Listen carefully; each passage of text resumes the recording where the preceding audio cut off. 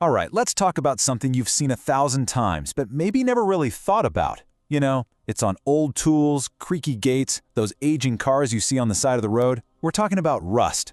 And yeah, it seems so simple, but what if I told you it's a multi-billion-dollar problem that's quietly shaping our entire world? So, let's get into it. And right away, you hit this fascinating chemical mystery. I mean, think about it. How can a big, sturdy iron fence just crumble into reddish-brown dust, but a flimsy little aluminum can seems to last forever? They're both metals, right? They're both sitting out in the same air, the same rain. So what is going on here? What's the secret behind this paradox? Oh yeah, we all know this villain.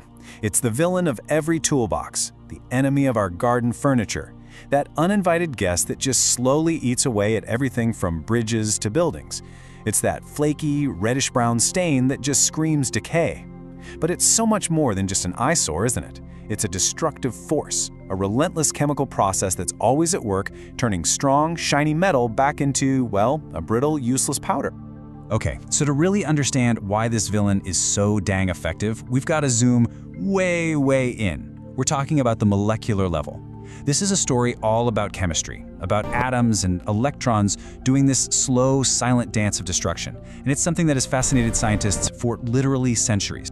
So what is rust, really? Well, first off, it's not just a stain. It's an entirely new substance.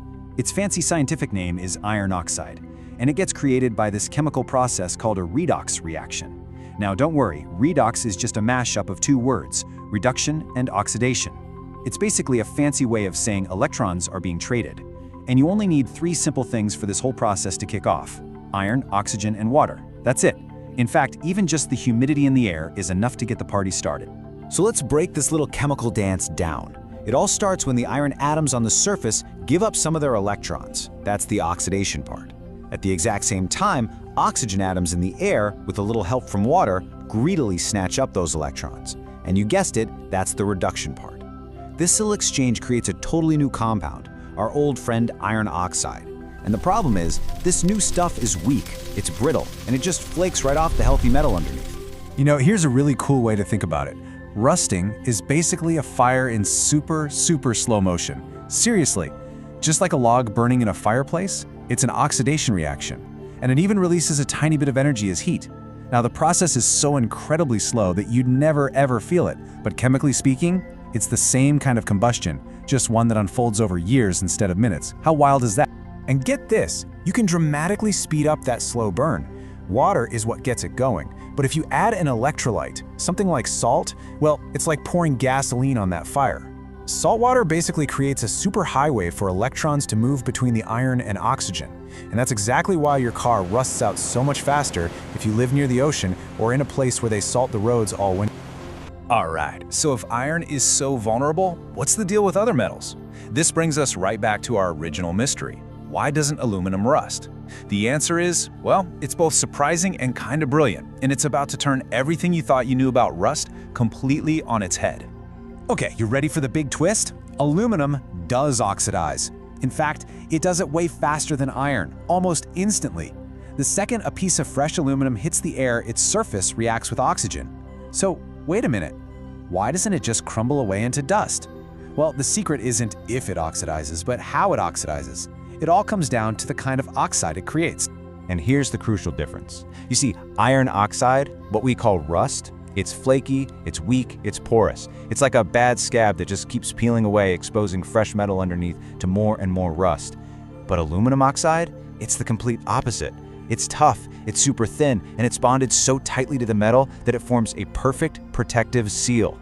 It literally seals the aluminum underneath from any more contact with oxygen. Think of it like this. Aluminum's oxide layer is its own personal, invisible force field. It's just a few nanometers thick, so you can't even see it, but it's incredibly tough. And here's the coolest part. It's self-healing. If you scratch a piece of aluminum, that newly exposed surface instantly oxidizes and bam, the force field is repaired. So aluminum doesn't fight oxidation, it actually uses it to build its own perfect defense. It's like a superpower. So all this science is fascinating, right? But the real-world consequences of iron's weakness, they can be absolutely catastrophic. We're about to see that the fight against rust isn't just about making things look pretty. This is a high-stakes battle for our safety and for the stability of our entire world. Now here's something you probably never thought about. Rust isn't just metal disappearing. As iron turns into iron oxide, it actually expands. It takes up way more space than the original iron. This is a process called rust packing, and it can generate these enormous forces, like a slow-motion explosion from within. And when that happens to the steel rebar buried inside concrete, that pressure is strong enough to literally shatter the concrete from the inside out. And this is not a theoretical problem. These are real-world tragedies. In 1967, the Silver Bridge in West Virginia collapsed, killing 46 people. In 1983, the Mianus River Bridge failed because its bearings had rusted out. And the historic Kinzua Bridge, it was literally blown down by a tornado after the base bolts holding it to the ground rusted completely away. Make no mistake, rust can be a silent killer. And the economic toll? It's just staggering. We're talking billions upon billions of dollars. When you add up all the costs, repairing and replacing crumbling bridges and buildings, protecting our cars and equipment, all the disruption that failures cause, the fight against rust costs the global economy hundreds of billions of dollars every single year. That's more than the entire economy of many countries. Okay, so we know the enemy, and we definitely know the stakes are high. But the good news is that for centuries, we humans have been using our ingenuity to develop some really clever ways to fight back. Now, we might not be able to stop rust completely, but we have a pretty powerful arsenal of solutions to slow this thing down. So let's take a peek inside the engineer's toolbox. We're going to look at 4 key defense strategies we use to protect iron and steel from their natural enemy. First up, we have something called galvanization. And this is just a brilliant piece of chemical judo. What we do is coat iron with a layer of zinc, and that zinc basically acts as a bodyguard, a sacrificial anode. See, zinc is more reactive than iron, so when corrosion comes knocking, the zinc corrodes first, sacrificing itself to protect the steel underneath. It's why things like chain link fences and guardrails can last for so long. Now, for huge structures like underground pipelines or the hulls of giant ships, we need something a bit more high-tech. It's called cathodic protection, and it really is like an electronic force field for metal. By running a small, controlled electrical current through the structure, we can literally stop that electron swapping process that causes rust in the first place. It's like hitting the pause button on decay. Of course, the most common defense is also the simplest one. Just put up a barrier, a good coat of paint, a plastic coating, even a layer of oil, anything to keep the oxygen and water away from the iron. But we can also get really clever and change the metal itself by making alloys. Think about stainless steel, that has chromium in it, or something called Corrosion steel. These are designed to do exactly what aluminum does, form their very own tough protective oxide layer. But even with all these brilliant solutions, we have to face a fundamental truth. At the end of the day, corrosion is inevitable. It's a natural process. It's literally the universe trying to return to a state of chaos. Iron wants to go back to being iron oxide, its more stable, natural state. It's like a boulder that just wants to roll downhill.